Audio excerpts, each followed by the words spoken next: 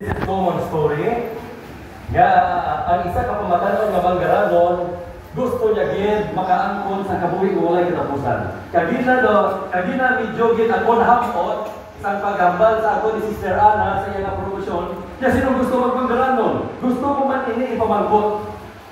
Kay ini ang pamatanon diri nga manggaranon nagkadto kay Jesus Christ kag mangkot.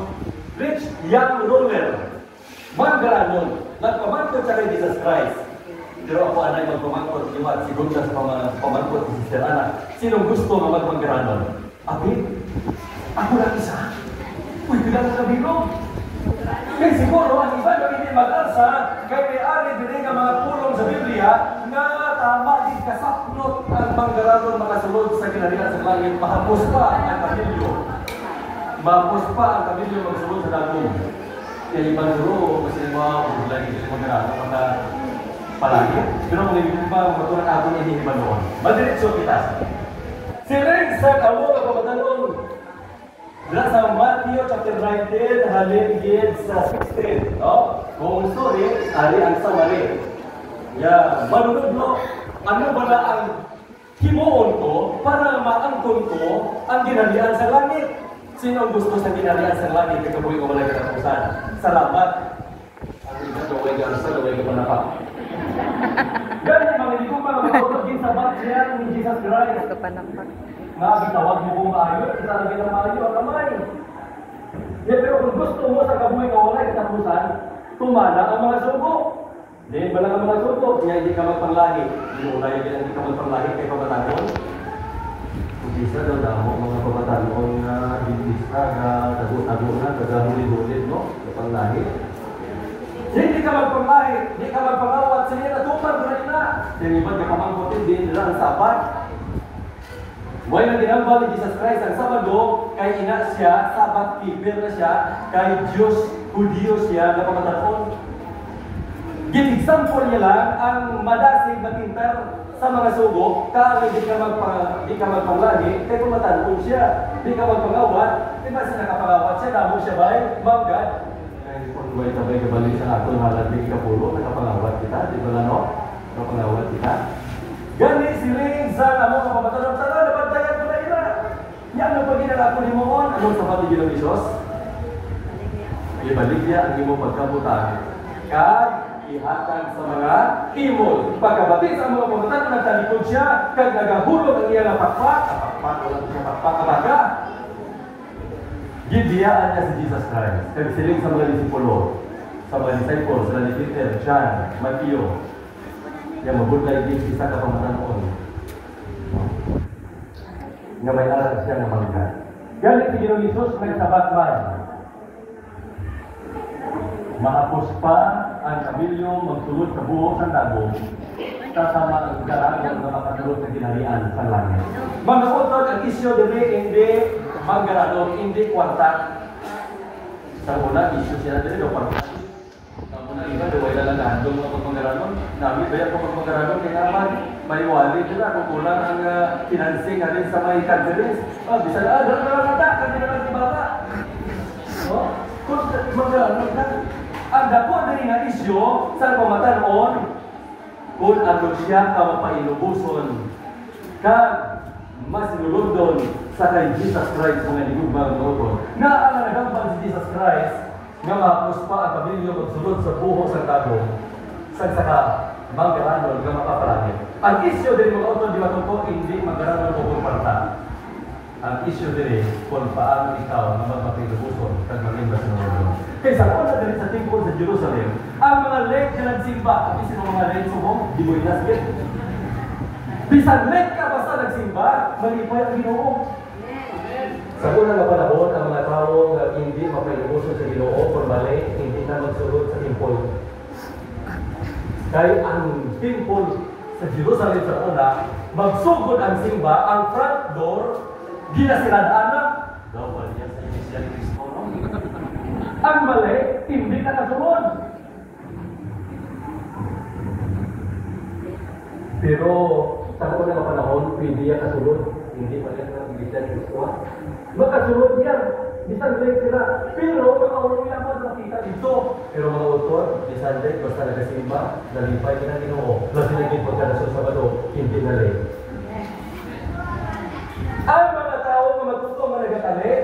Kaya simple ila service sa una, Camillo. Ginaguyod nila pagkato dito sa likod. Kaya sa likod, sa portion ng temple, may ato dito na gamay sa tinatawag ini nga Needles Gate. Needles Gate. Ang mga matutom, nga mga tumilimba, may atas sila mga matutom, mga Camilyo, nga hindi mga anta nila. Nga magsunod nila sa gate, ila man dito kung anta ang mga Camilyo. Paghambal nila, makuha na ang mga Camilyo. Hapa! Luhod! Kay magsulod! Bisan dako ang Camilyo kag nagasangit pa ng iya dira nga balon-balonan, no? Ang tubig, kabultoy na, kung wala tubig, kabupos na, kaya tinalakad sa pila ka kilometrahe nga disyerto. Bisan daw nagasangit pa na, kag Diyos sa mga Camilyo para makasunod. At ito mga anta ang mga Camilyo. Amoy na, bisan ang mga matutong, mga katawan na sa ila Camilyo matutong man magsunod.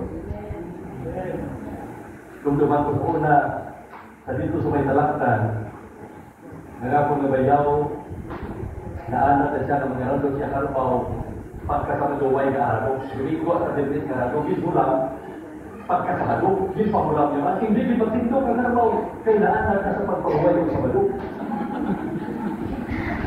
Uy, sabado ganyan kalabaw. Masutingon, manahod-lohod, mapanagirot, masumagin. Kung nakita niya nga matuto man siya gano'n, kag siya nahanas.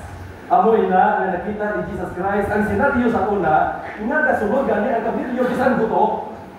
Pero kung ang tao hindi gid mapinasakupon kag mapinadalumon sa Dios, hindi niya nayogit, hindi siya hamtong nga Kristohanon kulawdon. Gani ang atong tubiko sa subong nga kautohon, marka sa espirituhanon nga pagkahamtong. Atong una-unang subong, kung ikaw may marka, hindi marka sa sapat, hindi man seryo sa Diyos, kundi atong may baluong subong anay ang mga ginagmay.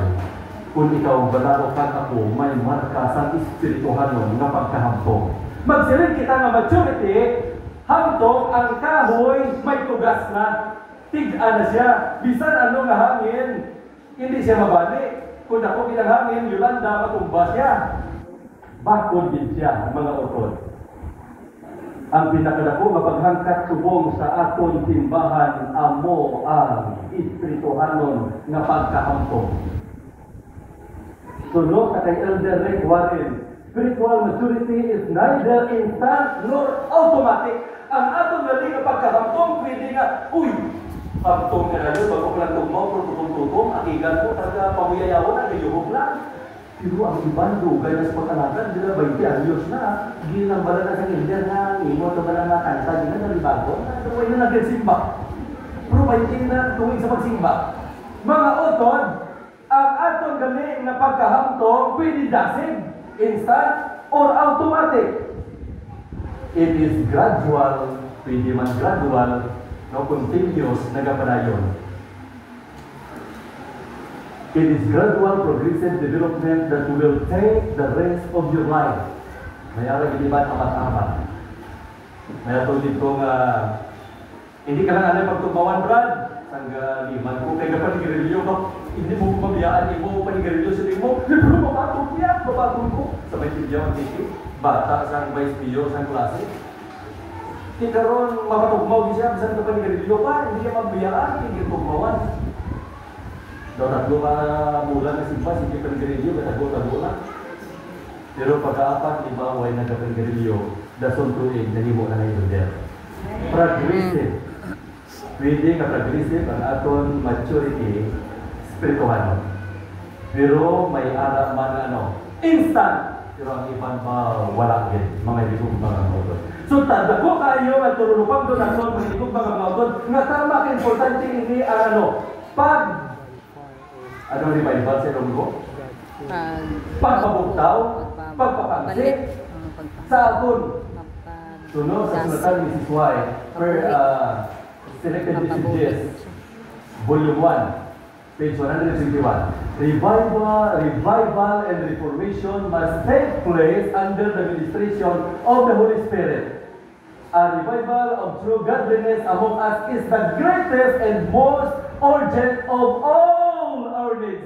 pinakalaping na balandon na tulupan doon naton. Kung importante ang bugas, kung importante ang tubig, matama magaling na importante ang aton pagpabuhi sa aton kaugalingon nga hamtong sa Ginoo. Kung importante ang pagukod mo sa bata mo, importante na ang pagukod mo sa bata mo, biyaan ka sa bata mo, malibig ka, biyaan niya ka taga ngayon kwarta, bakal bugas, importanteng bana, importanteng bugas, pero mas importante pagkidali ang revival nga kita magmagin mapag-on sa Ginoo para maging hamtong kita manginig mga utod. Ganyan yan. Ang espirituhano nga paghamtong na hindi. What spiritual maturity is not? Spiritual maturity is not a matter of age. Masiling ka na, dugay na sila sa pag-alaga. Si Lola kung maglulo, dugay na sa pag-alaga. Ano yung ginahin mo, amo man ako ni Moon. Gina-idolize ko din sa Lolo, kasi Lola. Kaysa niya gina-idolize, buyayaw sa Lolaya, kaya ipito. Ay, hindi na ko sipa, kaya gina-idolize ko na buyayaw sa akin. Hindi ganit balasihan mga utod, na ang imo espiritual na paghamtong, nga lamig dyan na, orda po na imulan. Spiritual maturity is not a matter of appearance. Nasinipan mo, guwapa ni siya, guwapo ni siya. Ay, makita niya ang pagka-Diyos nun. Makita niya ang daw naging nga pagbulag niya. Hindi ganyan balasihan mga utod. Spiritual maturity is not a matter of achievement. Ay, nabili siya kay doktor, pastor, businessman, nurse, scientist. Mature na din siya. Pag hindi pa rin ano magiging mga utod? Spiritual maturity is a matter of character. Ang mga ginasilingan, duwa lang kita madalata sa langit. Among aton nga karakter, nagsabulig sa Ginoo, ang aton mga converts na kita gingamit sa Ginoo, nga makan-converter sila, double C. Aton karakter, ang aton mga gingamit sila sa Ginoo, may sila na-convert, nga sila nag-dentista, mga utod.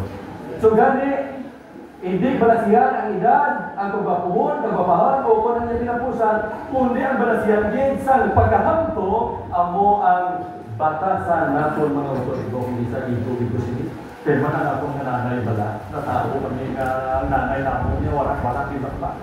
Doon wala ang pukapatid, brother Pili, nga wala sing adlaw, nga wala ng away na ako nga nanay ng tatay.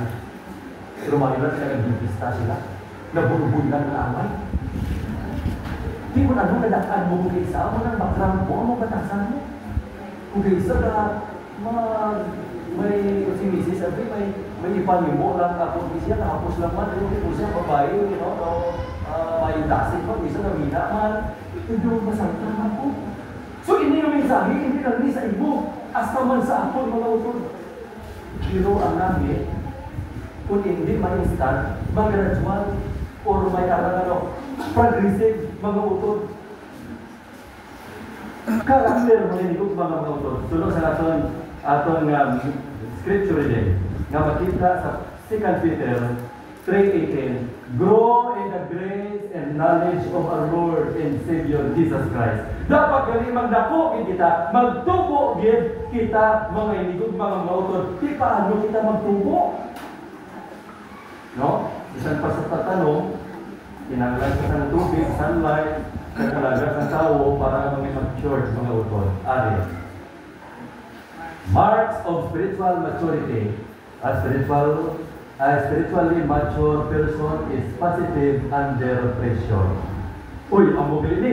Isa sa mga batasan, sa mga hamtong na Kristohanon, positive under pressure. Uy, na-pressure ikaw. Nga daw na mo gusto mong problema. Ang atong na business mo na back down, na puto. Kung atong na bata, nagsinarasupa, nagsinungto pa. Uy, nagbalatian pa ako. Pressure ka. Ang gina-explain, ang lain kami ito gina-explain mo nga, bao ini nga akong ginahin mo, makatag ni sa atong sang damo ka kwarta, kaya para makasuport ko subaton sa Ginoo, maka-explain ako ako mga kabataan, makabulig ko, bisan sa ito bata, pero natabo nga dinpahalin ka sa trabaho mo, na-pressure ka. Ang iba na nga sila yung Ginoo, ginaalagan pa man ka, gahatag man ko sa akong siniwan sa pagsigma, gahatag man ko halang kay ikapulo, nanalaan pa ko kami, nadulaan pa ko, bra? Naman ka, Ginoo naman.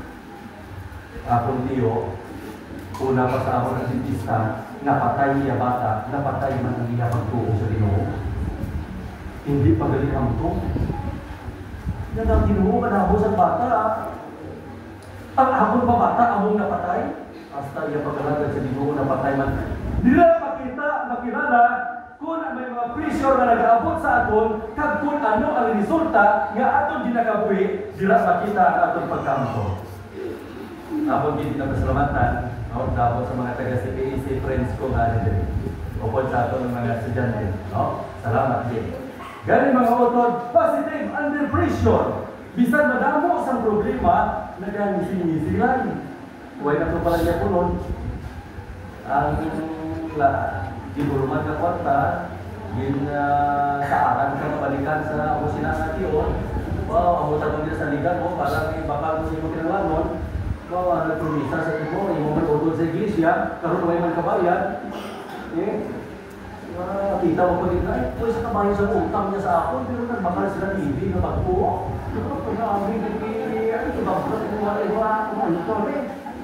Pero mga utod, di na makilala, di na ang tulong batasan, positive under pressure. Ikaw may batasan, kita na mo sila, o sinunira, bato-bato sa langit, ang matamaan, sana magbago. Kung hindi ko pa mga utod. Sana magbago. Siling San Santiago 1:2-4. Consider it pure joy, my brothers and sisters, whenever you face trials of many kinds.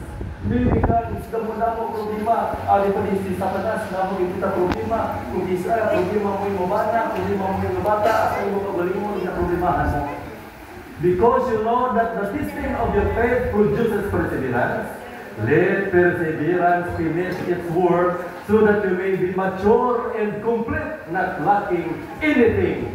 Sa mga kalayuhon nga nag-aabot ng mga problema, kung ikaw may perseverance, may pagkalahutay, nagapadayon gihapon, bisan pa na daw, wala ka na sa nabatyagan na may tao nagapalangga sa imo, kung isa sa kadamo sa problema natin, huwag yung may naglaygay, ang pastor o ang nagbisita, ang ibo ginasaligan ng bata mo, tani, makabisita man, o kung makatagpon ka, o ay yun, makabatya sa mga isla, o ay naging may sa asot.